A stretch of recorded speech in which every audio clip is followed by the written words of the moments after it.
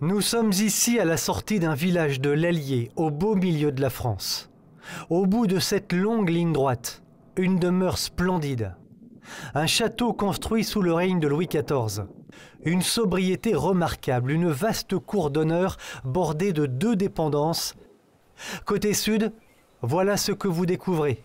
Ce bâtiment de 60 mètres de long qui a traversé histoire, révolution, 2 guerres mondiales. Ce château, donc, est à l'abandon.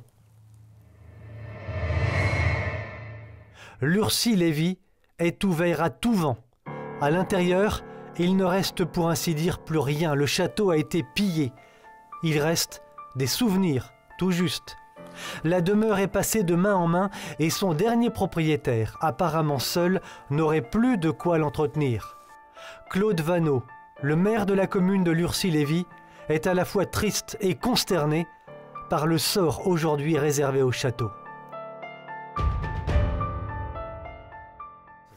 Là vous avez tous les communs, vous avez vu. Regardez. Vous, en tant que maire, qu'est-ce que vous pouvez faire? Rien. Moi, en tant que maire, je suis complètement démuni face à ce... Je ne peux pas la déclarer en péril, il n'y a pas de voisin immédiat, donc j'ai aucun moyen d'action. Je peux accompagner les gens qui veulent faire quelque chose, mais j'ai aucun moyen d'action pour aider, quoi. Incroyable quand on sait que ce château magnifique avait été inscrit à l'inventaire des monuments historiques. Claude Vanneau est d'autant plus dépité qu'il est profondément attaché au patrimoine français et au château de sa commune. Il n'y a pas de famille pour reprendre ça, la famille du propriétaire? Non, il n'y a pas de famille, il n'y a rien. Donc il est a priori tout seul. Et donc, à mon avis, à ma connaissance, il n'y a pas de successeur, de famille. Donc je ne sais pas comment ça va se terminer, quoi. Vous lui donnez combien d'années, monsieur le maire, avant que ce soit irréversible? C'est difficile à dire. Tant qu'il n'y aura pas un trou béant dans la toiture, ça va continuer. Mais je vous dis, la DRAC est passée, et la DRAC est bien consciente qu'il y a des travaux d'urgence à faire. Pour l'instant, ils attendent, sachant que la méthode, si décidée, elle est efficace mais brutale. C'est-à-dire qu'on fait les travaux et on fait payer le propriétaire par quelque moyen que ce soit.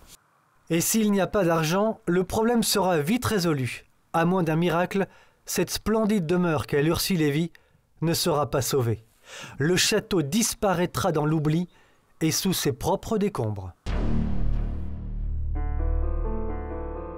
Château, belle demeure abandonnée ou en état de péril, Lurcy-Lévy n'est malheureusement pas un cas isolé. La France compte des quantités de bâtiments historiques en perdition, sans parler des demeures à vendre, au moins 2000 officiellement. Ce n'est pas seulement une question d'argent, et c'est sans doute cela le plus grave. La perte du sens des valeurs liées à l'histoire de France et de ses bâtiments, le désintérêt pour l'architecture, des transmissions d'histoire et de valeurs qui ne se sont pas faites. Un exemple frappant, nous l'avons trouvé en Bretagne Sud, à Saint-Nazaire. Derrière ces grillages rouillés, derrière cette végétation épaisse, c'est tout ce qu'il reste d'une propriété construite en 1860 par un industriel français. Voilà une photo d'époque. La propriété était située sur un parc de 22 hectares, juste au-dessus de la mer. Généreusement donné à la ville de Saint-Nazaire en 1932 par son propriétaire, accompagné d'une enveloppe énorme à l'époque, 5 millions de francs. Un legs et une condition, que le château soit entretenu et utilisé pour le bien commun. Les politiques ont pris le château, mais n'ont, au bout du compte, pas respecté les conditions. Aujourd'hui, la mairie attend que le bâtiment s'effondre sur lui-même. Le château de Porcé est un cas lamentable d'avoir procédé à son non-entretien pendant des années, alors que l'on savait très bien que la toiture menaçait de s'effondrer depuis au moins 30 ans. C'était prévu de la refaire, elle n'a jamais été refaite, et après on vient s'étonner que la demeure s'effondre.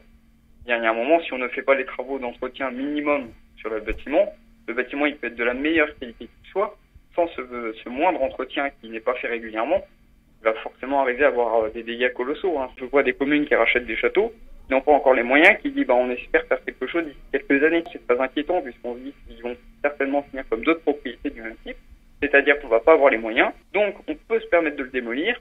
Hop, un projet immobilier, ça est proposé, ça rapporte de l'argent, la demeure n'en rapporte pas, eh bien on saisit l'occasion. Il existe en France 40 000 édifices protégés au titre des monuments historiques susceptibles d'être sauvegardés. Mais le plus inquiétant, car il constitue l'essentiel du patrimoine français, ce sont ces quantités d'édifices ni inscrits ni classés et qui sont réellement dans un état très préoccupant. Lorsqu'ils ne peuvent être sauvés en raison de l'absence de budget, certaines communes se jettent sur l'occasion, préemptées, pour faire de la réserve foncière uniquement.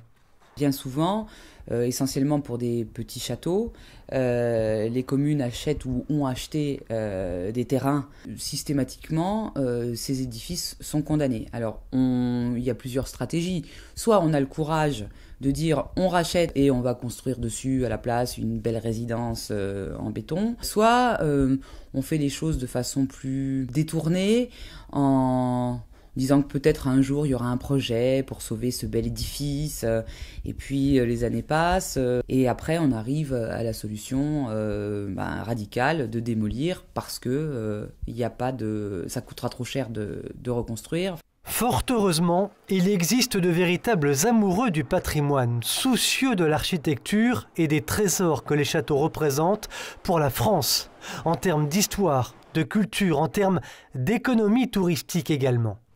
Bienvenue dans l'une de ces merveilles, le château de Tanlay.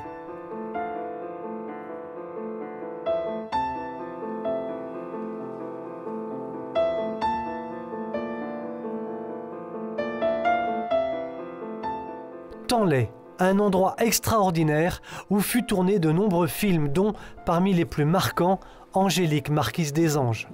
Ce spécimen de la Renaissance en Bourgogne est une demeure construite au XVIe, achevée fin XVIIe. La propriété est notamment célèbre pour sa galerie en trompe-l'œil, pour ses fresques de la tour de la Ligue.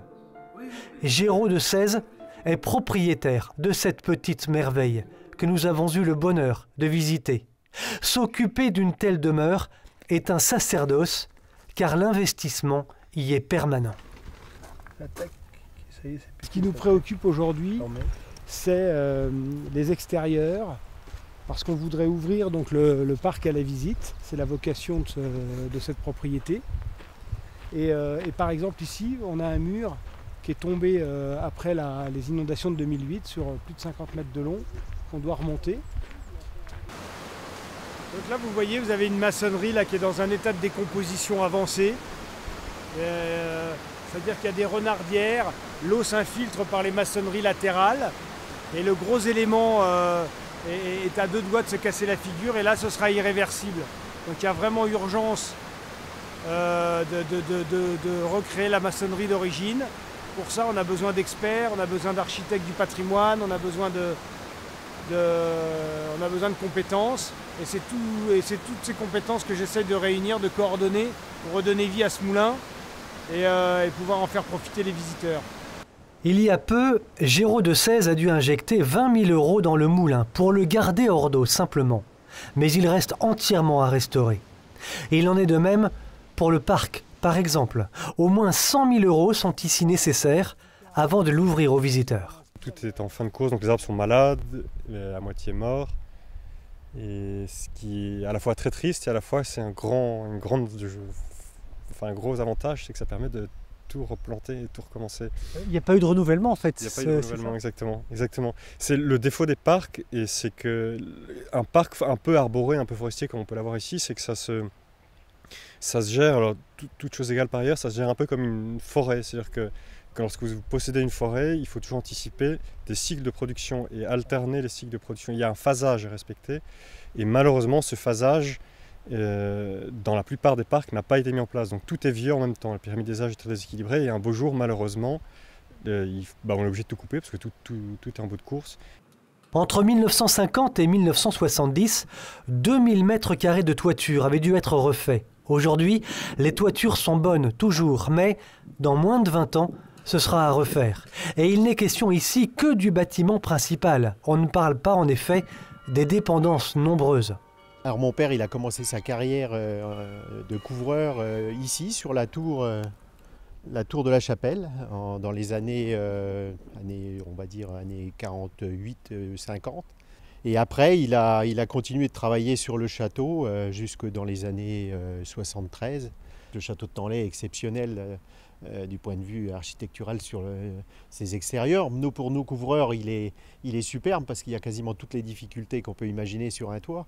Les dômes, les cintres, enfin, toutes les noues avec les ardoises taillées en rond et tout. Enfin, voilà, il y a vraiment toutes les difficultés. Donc c'est effectivement pour un couvreur quelque chose d'exceptionnel. Ce château est très lourd à porter, mais Géraud de Sèze et son épouse ne veulent surtout pas baisser les bras. Tanlay, c'est un choix de vie, certes, mais c'est aussi et surtout, comme beaucoup d'autres propriétaires dans cette situation, en France, un patrimoine, une histoire, une culture qu'il faut absolument transmettre.